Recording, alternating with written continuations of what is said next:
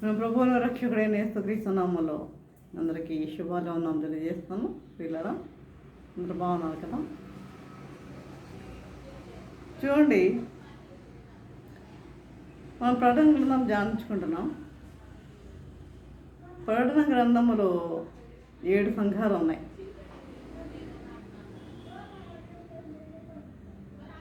ఆ 7 సంఘాల్లో ఈరోజు మనము సార్దీస్ సంఘం గురించి ధ్యానించుకుందాం.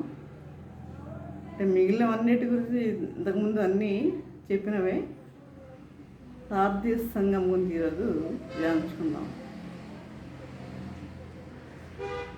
అంశం ఏంటంటే మృత సంఘం. ఇదేంటంట? సార్దీస్ సంఘం మృత సంఘం. చూడండి, ప్రకటన 3వ అధ్యాయము 1-2 వచనం చదువుతున్నాను. జీవించుచున్నావన్న పేరు మాత్రం ఉన్నది, కానీ నీవు మృతుడవే.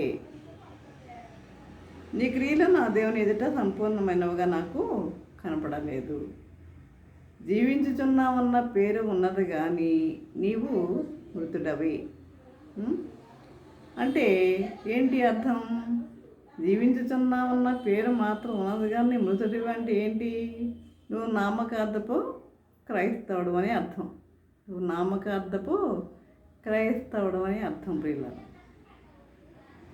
నామకార్థముగా అంటే దేవుణ్ణి ఆరాధిస్తున్నావు, ప్రేమిస్తున్నావు, కానీ అది కాసేపు వరకే. కొంచెం సేపు చర్చికి వచ్చే వరకు, తర్వాత మళ్ళీ యథావిధిగా నీ జీవితము కొనసాగుతుంది. ఎవరి వీళ్ళంటే నామకార్థపు క్రైస్తవులు అన్నమాట. ఈ విధముగా ఉండేవాళ్ళు. అంటే నిజ క్రైస్తవులు ఎట్లా ఉంటారు అంటే, వారు ఎల్లప్పుడూ దేవుణ్ణి ఆరాధించే వారిగా ఉంటారు. దేవుని క్రియలు వారి యందు కూడా కనబడేవిగా ఉంటాయి. ఆయన విశ్వాసం కలిగి వారు జీవించేవారిగా ఉంటారు నిజ క్రైస్తవులు. దేవుని యందు విశ్వాసం కలిగి ఆయన భయభక్తులు కలిగి జీవించేవారిగా వారు ఉంటారు. మరి ఈ నామకార్థులు ఏ విధముగా ఉంటారంట? ఈ నామకార్థులు మరి ఆదివారం చర్చికి వెళ్తారు. ఆ రోజంతా దేవుని వాక్యం వింటారు. మరి ఆ వాక్యం వారి హృదయంలోకి తాకిందో లేదో మనకు తెలియదు. కానీ సోమవారం మళ్ళీ ఎక్కడికి వెళ్ళిపోతారు? వాళ్ళు బార్కి వెళ్ళిపోతారు. బార్కి అలా వెళ్ళేవాళ్ళు ఉన్నారు. బార్కి వెళ్తారు సోమవారం నుండి శనివారం వరకు కూడా వాళ్ళ జీవితము అంతే. మళ్ళీ ఆదివారం వచ్చిందంటే మళ్ళీ దేవుని సన్నిధికి వచ్చేవారిగా ఉంటారు. ఈ జీవితం దేవునికి ఇష్టమా అంటే కాదు. ఇలాంటి జీవితం దేవునికి ఇష్టం కాదు. ఎల్లప్పుడూ దేవుని యందు మనము భయభక్తులు కలిగి జీవించేవారిగా ఉండాలి. మన గురి ఆయన యందు నిలిపేవారిగా మనం ఉండాలి. మన లక్ష్యము ఆయన యందు నిలిపేవారిగా ఉండాలి. కాబట్టి చూడండి, వీరు దేవుని పాటలు కూడా పాడతారు. సినిమా పాటలు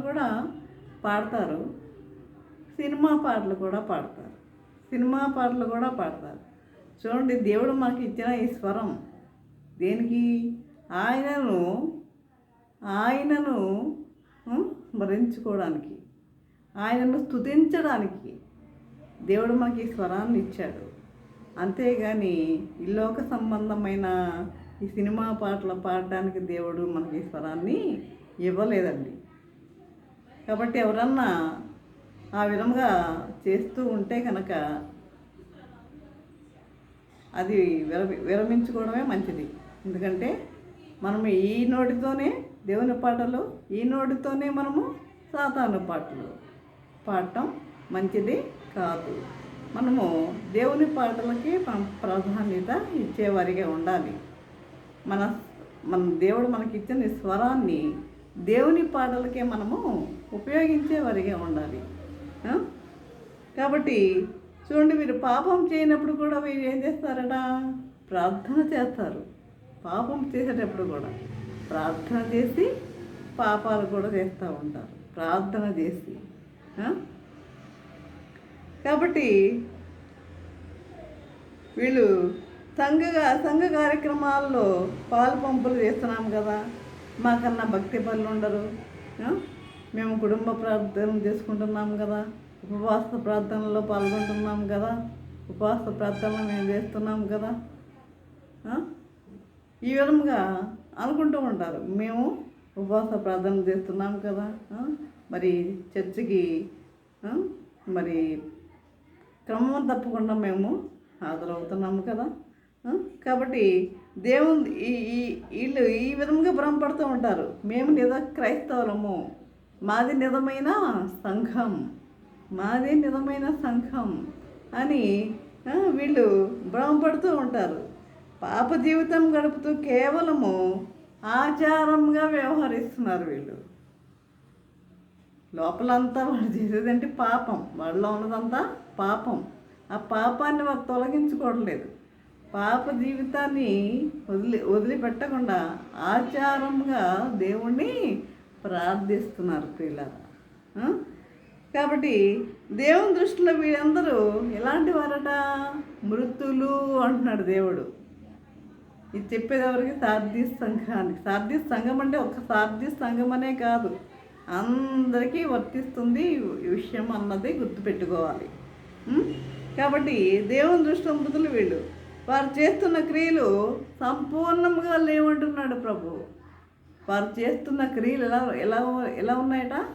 సంపూర్ణంగా లేవంట. సంపూర్ణంగా లేవని ప్రభు తెలియజేస్తున్నాడు. చూడండి, వాళ్ళు ఎలా ఉంటారు?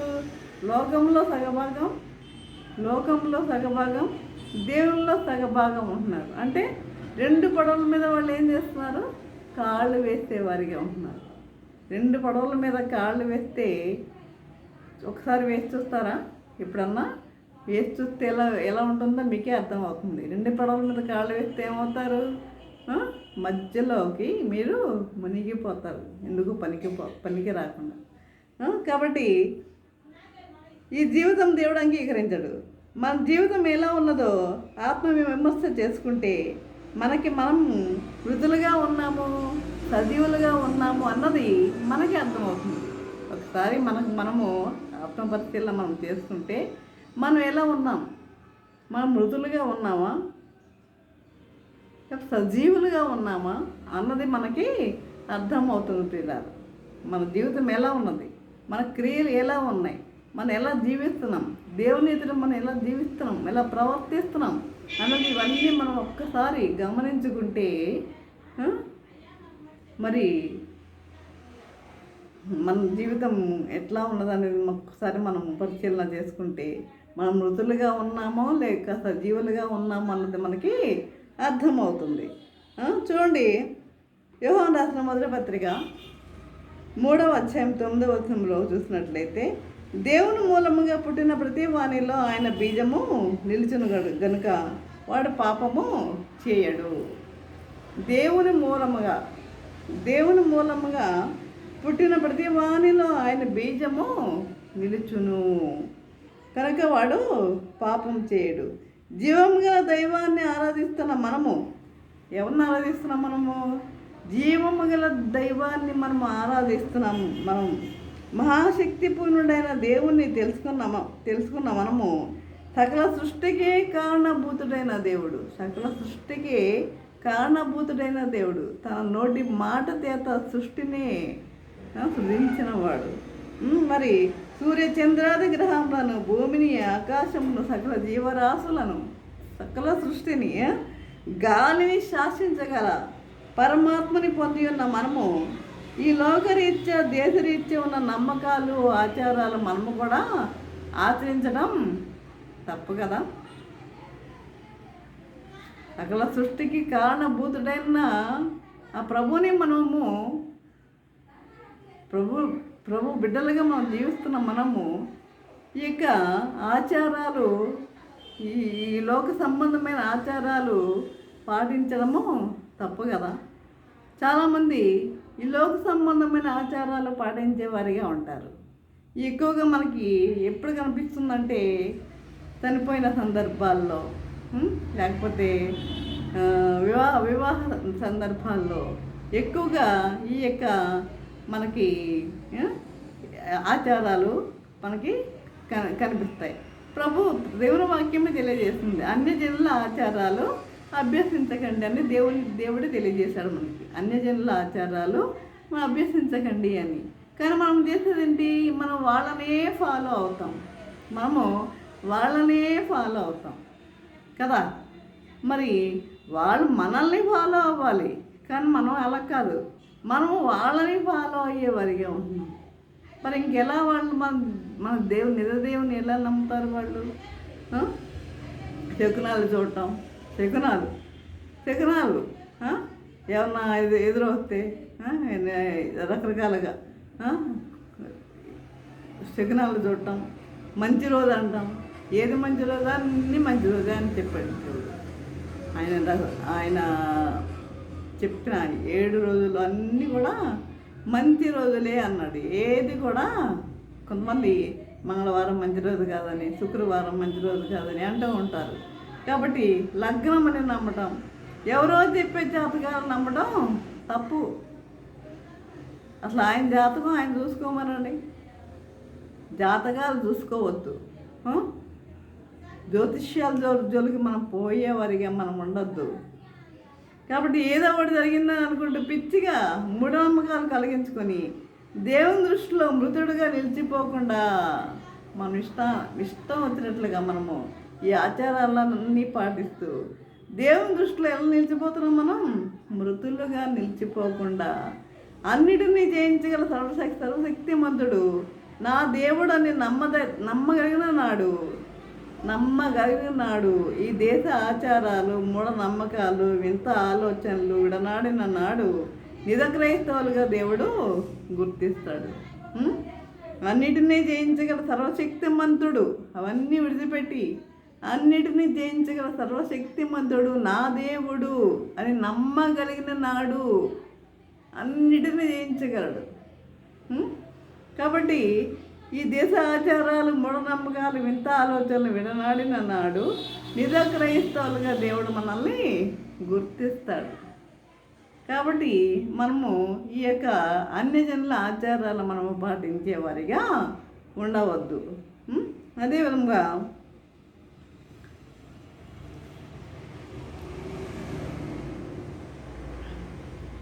ప్రకటన 3:3 చూసినట్లయితే 3వ అధ్యాయం 3వ వచనంలో చాలామంది వాక్యాన్ని శ్రద్ధగా వింటారు. చాలామంది వాక్యాన్ని వింటారు, గ్రహిస్తారు, అర్థం చేసుకుంటారు. మరి కొంతమందికి ఇతరులు చెప్పే సామర్థ్యం కూడా ఉంటుంది, కానీ ఏదో లోపం వారిని వెంటాడుతూ ఉంటుంది. ఏదో లోపం వారిని వెంటాడుతూ ఉంటుంది. మార్పు చెందాలి అని అనుకుంటారు, కానీ వారు మార్పు చెందలేరు. రేపు బాప్టిజం తీసుకుందాంలే, రేపు అని వాయిదా వేస్తూ ఉంటారు. రేపు అని వాయిదా వేస్తూ ఉంటారు. వారిలో మార్పు అనేది రాదు.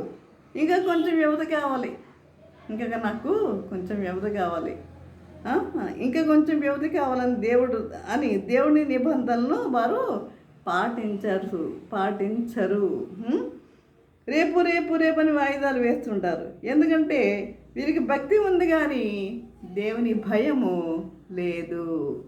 భక్తి ఉంది, కానీ దేవుని భయము లేదు.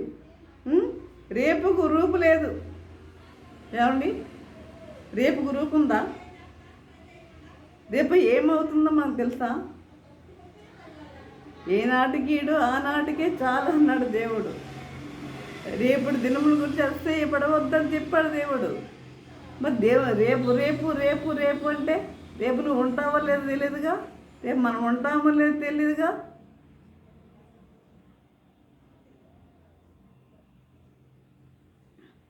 కనుక మరి ఎన్నిసార్లు వాక్యం విన్నా, ఎంత భక్తిగా క్రీస్తును ఆరాధించినా మార్పు లేకపోతే జీవితము వృధా. నువ్వెన్నిసార్లు వాక్యం విను, నీలో మార్పు లేకపోతే, నువ్వెన్నిసార్లు వాక్యం చదువు, నీలో మార్పు అనేది లేకపోతే నీ జీవితము వేస్ట్, వృధా అన్నమాట అని మీరు గుర్తించుకోవట్లేదు. మహాధైర్యవంతంగా అందరికీ ఏం జరిగినా మనకి అదే జరుగుతుందిలే, వాళ్ళకి ఏది జరుగుతుందో మనకి అదే జరుగుతుందిలే, అది జరుగుతుందిలే అని మొండిగా ముందుకు సాగుతూ ఉంటారు. అందుకే ప్రభువు ఏ గడియ నీ మీదకి వచ్చేదనో నీకు తెలియదని సూటిగా చెప్తున్నాడు మనకి. ఏ గడియ నీ మీదకి వచ్చేదనో నీకు తెలియదు. ఆయన ఎప్పుడు వస్తాడో మనకు తెలుసా? తెలీదు. రెప్పపాటున జరుగుతుంది అంతే.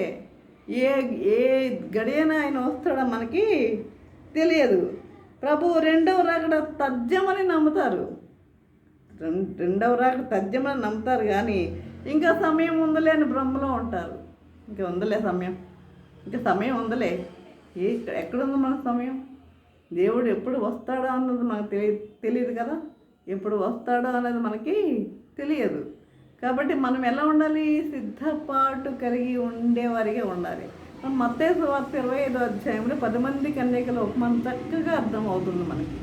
10 మంది కన్యకల ఉపమానం అది తెలుసుకుంటే చాలా సార్లు 10 మంది వెళ్ళారు కదా, 10 మంది సిద్ధులను ఏర్పాటు చేసుకుని వెళ్ళారు. అయితే మరి ప్రభు రాకడ, పెండ్లి కుమారుడు రాకడ ఆలస్యమైంది. అయితే వీరు ఏం చేశారు? నిద్రపోయారు. ఆలస్యమైంది కదా అని నిద్రపోయారు కదా. 10 మంది నిద్రపోయారా లేదా 5 మంది నిద్రపోయారా? 10 మంది నిద్రపోయారు. ఇంతలో పెండ్లి కుమారుడు వస్తున్నాడని కేక వినపడింది. 10 మంది లేచారు. అది 10 మంది సిద్ధులు ఉన్నాయా? ఆరిపోయినాయి. అయితే 5గురు ఏం చేశారు? వారి దగ్గర ఎక్స్ట్రా ఆయిల్ ఉంది. ఆ ఆయిల్తో వారు సిద్ధులను ఏర్పాటు చేసుకుని సిద్ధులను వెలిగించుకున్నారు. సిద్ధులను ఏర్పాటు చేసుకుని చక్కగా ఒత్తిళ్లను ఏర్పాటు చేసుకున్నారు. చక్కగా మరి వెలిగించారు వాటిని. 5గురు. మిగిలిన 5గురు దగ్గర మరి ఆయిల్ ఉందా? లేదు. అంటే ఏంటి? వాళ్ళు సిద్ధపాటు లేదు. అప్పుడు చూద్దాంలే, టైంకి వచ్చేస్తాడులే అనుకుంటూ వెళ్ళి ఉండొచ్చు. మీ ఆయిల్ మాకు కొంచెం ఇవ్వరా అని పక్క వాళ్ళని అడుగుతున్నారు. ఏమో మాకు సరిపోదేమో, మీరు బయటకు వెళ్ళి మీరు కొనుక్కొచ్చుకోండి అన్నారు.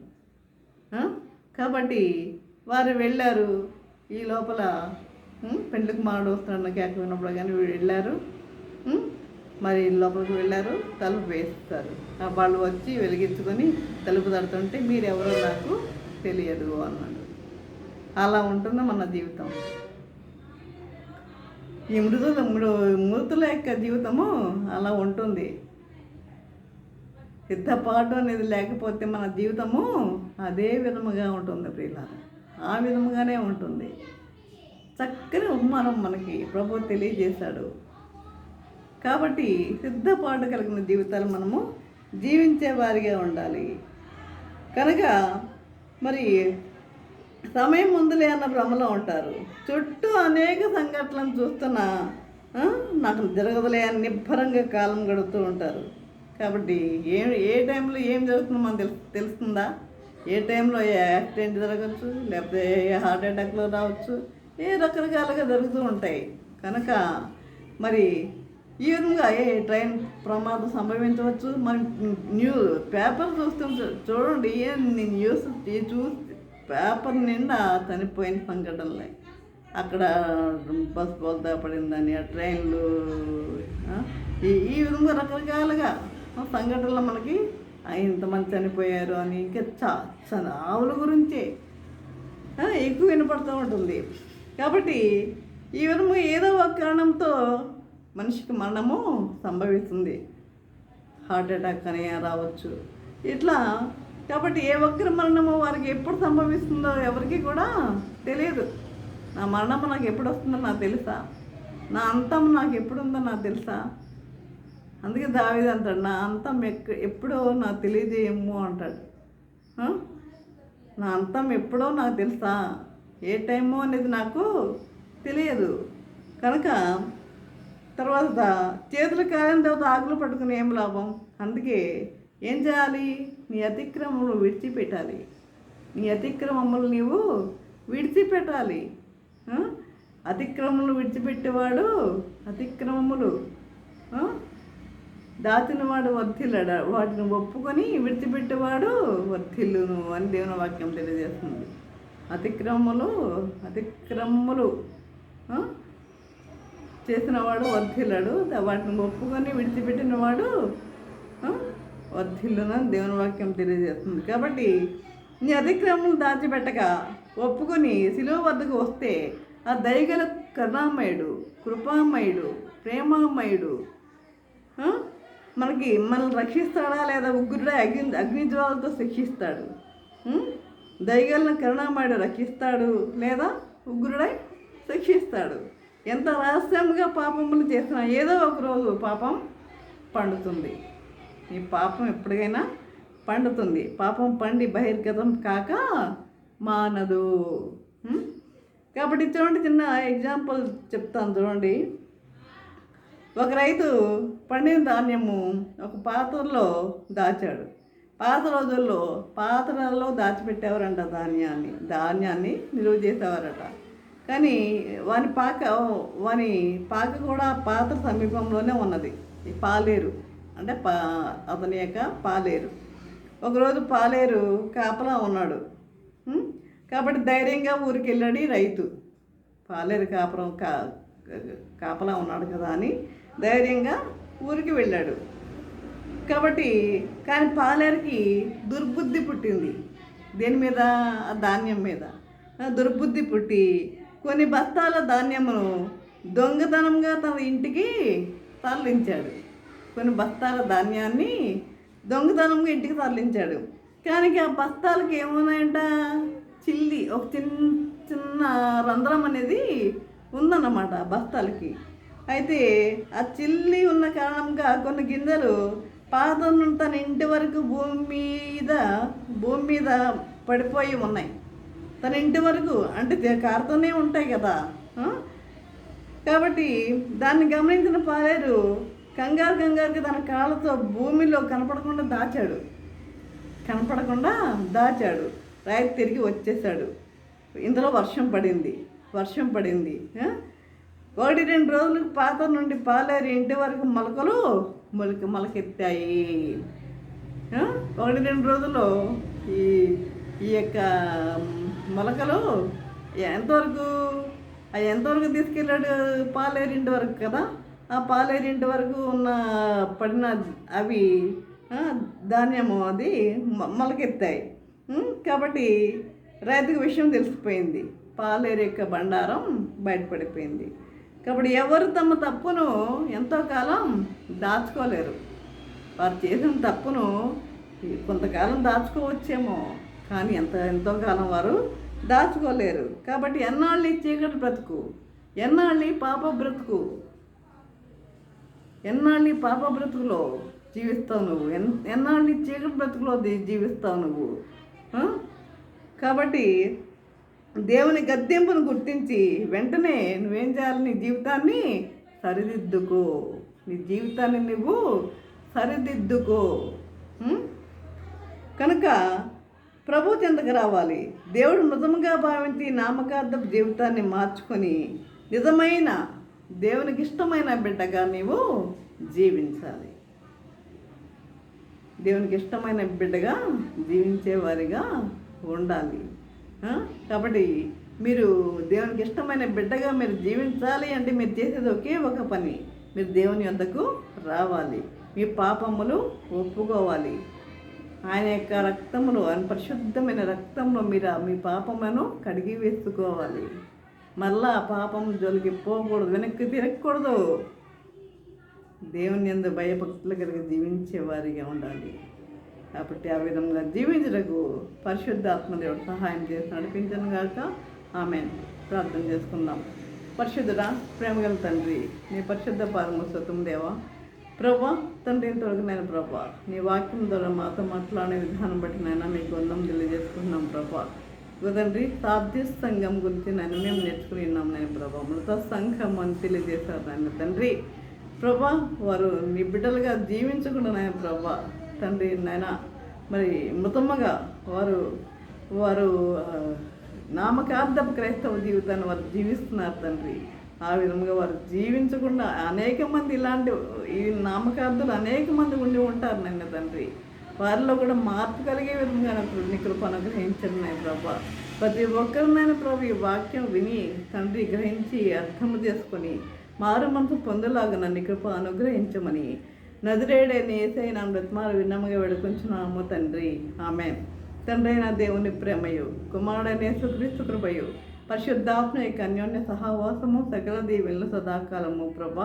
తండ్రి ఎంతమంది అయితే ప్రభా వాక్యం విని ఉన్నారు ప్రతి ఒక్కరికి తోడే నిలిచిండును గాక. Amen amen amen.